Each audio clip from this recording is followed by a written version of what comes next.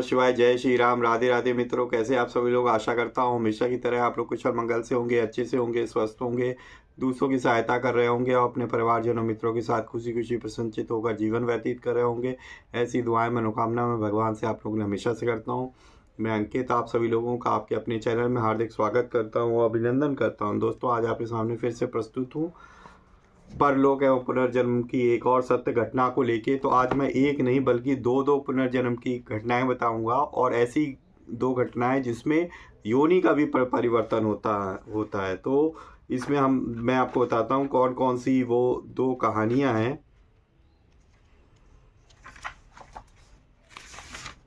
पुनर्जन्म में योनि परिवर्तन। तो है पहली कहानी है दोस्तों, पिछले जन्म में मैं स्कूल मास्टर थी, फिर गौ बनी, मतलब गाय माता बनी, और फिर उसके बाद अब मैं एक लड़की हूँ। मतलब पिछले जन्म में वो स्कूल मास्टर थी, मतलब कि लड़का थी, फिर वो गौ बनी और फिर उसके बाद जो है वो एक लड़की बनी। दूसरी कहानी है कि नाई की लड़की ने अपने पूर्व जन्म की बातें बतलाई। ठीक है, तो इसमें भी हमारे पास जो है योनि का परिवर्तन होता है। तो चलिए बिना देर करते हुए गणेश जी का आवाहन करेंगे। प्रथम पूज्य है हमारे, बिना उनके आह्वान किए हुए कोई भी कार्य संपन्न नहीं होता। उसके बाद मैं आपको कहानी सुनाऊंगा। तो चलिए आप और हम दोनों लोग मिलके, हम सब मिलके जो है गणेश जी की वंदना करते हैं। वक्रतुंड महाकाय सूर्यकोटि समप्रभा निर्विघ्नं कुरु मे देव सर्वकार्येषु सर्वदा। जय श्री गणपति बप्पा मोरया। तुमेव माता च पिता तुमेव बंधु च सखा तुमेव विद्या द्रविणं तुमेव सर्वं मम देव देवो। जय श्री गणपति बप्पा मोरया। चलिए शुरू करते हैं। चलिए दोस्तों, हम ध्यान लगाकर सुनिए, भगवान का ध्यान लगाकर मैं आप लोगों को सुनाता हूँ पुनर्जन्म में योनि परिवर्तन से रिलेटेड कहानी, जो पुनर्जन्म में योनि परिवर्तन को भी सिद्ध करती है। तो पहली कहानी दोस्तों, पिछले जन्म में मैं स्कूल मास्टर थी, फिर गौ बनी और अब एक लड़की हूँ। दिल्ली के दैनिक पत्र हिंदुस्तान में 8 फरवरी 1966 के अंक में यह पुनर्जन्म संबंधी घटना इस प्रकार छपी थी। रोहतक दोस्तों, रोहतक की बात है। गोल परवापुर में चंचल कुमारी ने अपने पहले जन्म के हालात बताकर अपने माता पिता तथा जनता में सनसनी पैदा कर दी। पिछले दिनों उसकी माता जी किसी के घर कथा सुनने के लिए गई थी। जब वह कथा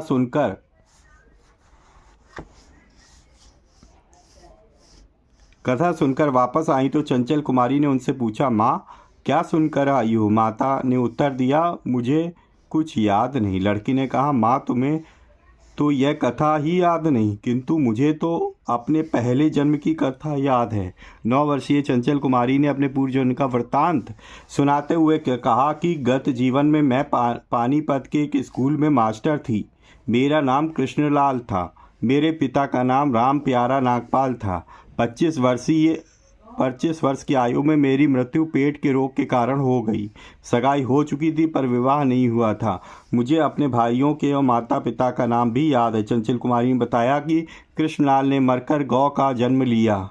यह गौ शाहदरा जिला लाहौर के एक मुस्लिम परिवार के पास रही। गौ दूध कम देती थी। उसके मालिक ने एक दिन लाठियों से उसे इतना मारा कि गौ निढाल होकर मर गई। गौ ने मरने के बाद गांव परवापुर में आपके घर मुझ चंचल कुमारी के रूप में जन्म लिया। गत सप्ताह चंचल कुमारी के जोर देने पर उसके घर वालों ने उसे पानीपत ले गए। पानीपत में उसने स्कूल की बिल्डिंग को पहचाना एवं अपने पुराने घर को भी देखा। इस मोहल्ले के कुछ लोगों ने नज़दीक किया कि कुछ वर्षों पूर्व इस गली में एक स्कूल के मास्टर की मृत्यु पेट के रोग के कारण हुई थी। चंचल के पिछले जन्म के परिवार के लोग पानीपत छोड़कर रोजगार करने के लिए कहीं बाहर चले गए। दूसरी कहानी है दोस्तों, नाई की लड़की ने अपने पूर्व जन्म की बातें बताई। तो ध्यान से सुनिए। जिला गोरखपुर में हमारी बहन सावित्री देवी विवाही है। मैं अभी पिछले दिनों जब उससे मिलने गया तो मुजफ्फरनगर के सुप्रसिद्ध राय बहादुर कुंवर श्री जगदीश प्रसाद जी रईस से भी मेरी भेंट हुई।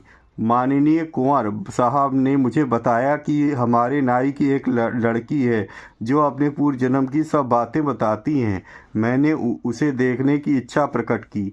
कुंवर साहब ने तुरंत अपने आदमी को मेरे साथ कर दिया और वह मुझे धूम सिंह नाई के मकान पर ले गया। बालिका का नाम गीता रानी है। आयु उस समय लगभग 4 वर्ष की थी। मैंने उसे अपने पास बिठाकर पूछा, बेटी तुम्हारा नाम क्या है? तब गीता रानी ने कहा, मेरा नाम गीता रानी है। तुम्हें अपने पहले जन्म की बात याद है? उस समय तुम कहाँ रहती थी? तब गीता कुमारी कहती है कि मैं शामली गांव में रहती थी। उस समय मेरा नाम राजकुमार था। वहाँ पर तुम क्या करते थे? गीता रानी ने कहा, दुकान करता था। किस चीज़ की दुकान करते थे? गीता रानी ने कहा कि मैं वहाँ पर फलों की दुकान करता था। क्या वहाँ पर तुम्हारी पत्नी भी थी? गीता रानी का, हाँ, मेरी स्त्री भी थी। सुना है तुमने वहाँ शामली में अपने एक लड़के के बारे में भी बताया था। गीता रानी कहा, एक लड़का भी था, उससे हमारी बहुत सी बातें हुई। घर वाले नहीं चाहते थे कि व्यर्थ ही इस बात को तूल दिया जाए और चर्चा का विषय बनाया जाए, अतः हमने भी इन बातों को प्रकाशियों को विज्ञापित नहीं किया। तो ये थी दोस्तों योनि परिवर्तन में क्षमा करें, पुनर्जन्म में योनि परिवर्तन को भी सिद्ध करता है कि जरूरी नहीं कि एक जन्म में जो पुरुष बना है वो स्त्री भी बन सकता है, और जो इस जन्म में स्त्री है वो अगले जन्म में पुरुष भी बन सकता है, या और पशु रूप में भी आ सकता है, जैसे इसमें गौ के रूप में भी उन्होंने जन्म लिया। तो एक बार दोस्तों प्रेम से बोलिए सियावर रामचंद्र की जय। ओम नमो नारायणाय, ओम नमो भगवते वासुदेवाय। जय श्री राधे कृष्णा, जय सीताराम हनुमान जी, जय गुरुदेव जी।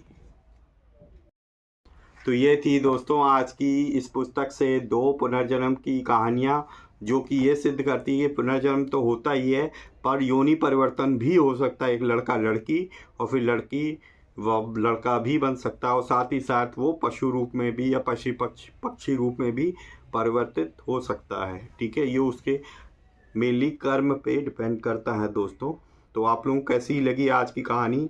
तो प्लीज़ अपनी राय कमेंट बॉक्स में ज़रूर लिखेगा। आप लोग प्लीज़ कंजूसी बहुत करते हैं, कम से कम ये सोचा करिए मैं इतनी मेहनत करता हूँ आप लोगों को सुनाने के लिए। तो आप अपनी कमेंट बॉक्स में लिखें कि आपको कैसी लगी कहानी। मैं ये नहीं कह रहा हूँ हर बात पॉजिटिव लिखिए जिससे मुझे अच्छा लगे, मुझे प्रसन्न मत कीजिए। आपको जिस तरह की कहानी लगे आप वो मेंशन कीजिए। ठीक है दोस्तों, वो मुझे अच्छा लगेगा, ना कि ये कि आप अच्छा ही अच्छा लिखें। अगर आपको ख़राब भी लगे तो वो भी आप मेंशन कर सकते हैं। ठीक है दोस्तों, अगर वीडियो पसंद आई आपको तो वीडियो को लाइक करें और ज़्यादा से ज़्यादा अपने परिजनों मित्रों के साथ ज़रूर शेयर करें, ताकि वो भी इस तरीके की कहानी जान सकें। अगर आप पहली बार मेरे चैनल पे आएँ तो चैनल को सब्सक्राइब करें। मैं आपके अपने चैनल पे इसी तरीके की कंटेंट लाता रहता हूँ, और बेल आइकन को जरूर प्रेस करें ताकि लेटेस्ट से लेटेस्ट वीडियो की इन्फॉर्मेशन आप तक तुरंत ही पहुंच सके। तो इसी तरीके से भगवान की भक्ति करते रहिए, अपने परिवारजनों मित्रों के साथ खुशी खुशी प्रसन्नचित होकर जीवन व्यतीत करिए, और हाँ, हमेशा की तरह किसी न किसी एक पर्सन की हेल्प करने की जरूर कोशिश करिए। मिलेंगे नेक्स्ट वीडियो में, तब तक के लिए जय श्री राम, राधे राधे मित्रों।